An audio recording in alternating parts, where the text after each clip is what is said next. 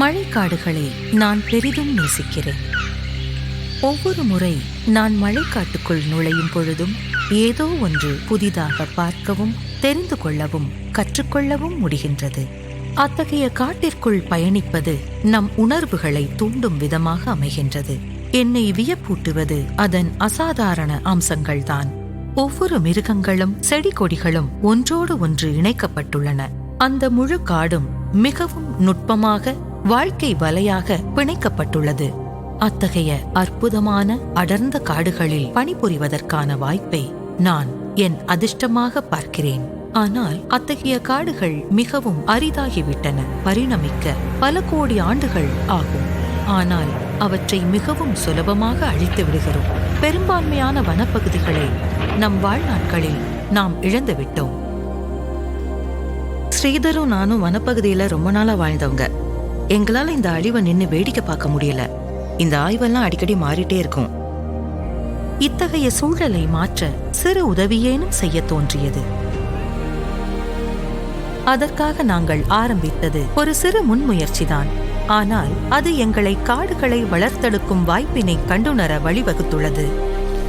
நாங்கள் பல ஆண்டுகளுக்கு முன்பு நட்டு வைத்த கன்றுகள் இன்று பிரம்மாண்ட மரங்களாக வளர்ந்துள்ளன. இந்த அடர்ந்த காடு வளர உதவிய நாங்கள் அவற்றுக்கு மத்தியில் நடப்போம் என்று கற்பனை கூட செய்து பார்த்ததில்லை. இந்த பயணம் வார்த்தைகளுக்கு அப்பாற்பட்ட நிறைவு. நாங்கள் சற்றும் எதிர்பாராத, திட்டமிடப்படாத ஒரு பயணம்.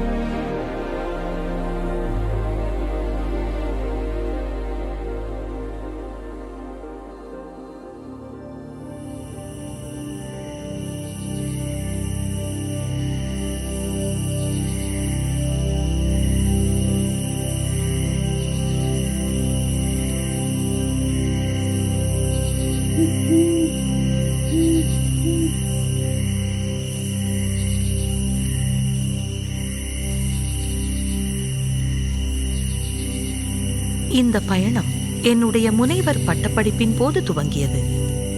நாங்கள் களக்காட்டில் இருக்கும் சில மழைக்காடுகளில் பணிபுரிந்து கொண்டிருந்தோம். நான் மிகவும் ரகசியமாக செயல்படும் மரங்களில் வாழும் இரவு நேர பாலூட்டிகளான புனுகு பூனைகளை பற்றி கற்றுக்கொண்டிருந்தேன். புனுகு பூனைகள் விதைகளை பரப்புவதில் மிக முக்கிய பங்கு வகிக்கின்றன.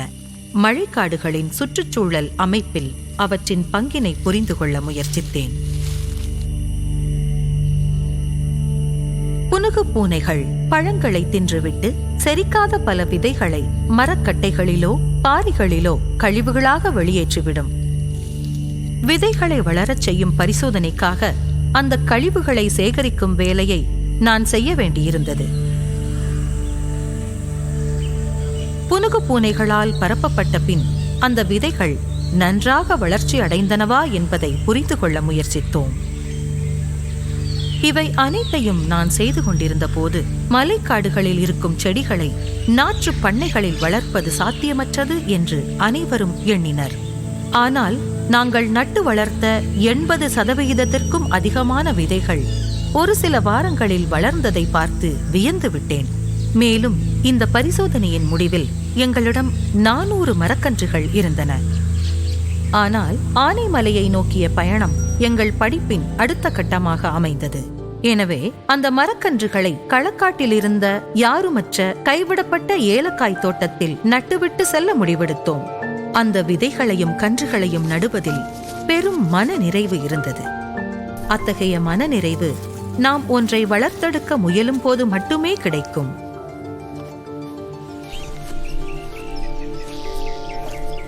நாங்கள் களக்காட்டில் கழித்த வருடங்கள் எங்கள் வாழ்வின் மிகவும் சிறந்த நாட்கள். சுற்றுச்சூழல் அமைப்பு எவ்வாறு இயங்கும் என்பதை பற்றியும் முழு மழைக்காடும் எவ்வளவு மென்மையாக ஒன்றோடு ஒன்று இணைக்கப்பட்டுள்ளது என்பதை பற்றியுமான விலைமதிப்பற்ற நுண்ணறிவை எங்களுக்கு அளித்தது. இவற்றில் முதன்மையான ஒன்று புனுகு பூனைகளின் கழிவுகளில் நாங்கள் மேற்கொண்ட பரிசோதனையும் மலைக்காடுகளின் மரக்கன்றுகளை வளர்த்தெடுக்க இயலும் என்ற கண்டுபிடிப்பும் தான். எங்கள் வாழ்க்கையை மாற்றும் இத்தகைய பயணத்தை நாங்கள் கண்டறிவோம் என்பதை நாங்கள் சிறிது கூட உணரவில்லை.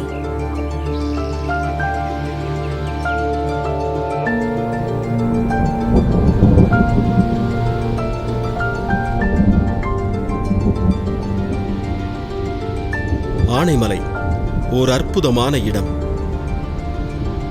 வனவிலங்குகள் நிறைந்த அழகிய காடுகள் கொண்ட இடம்.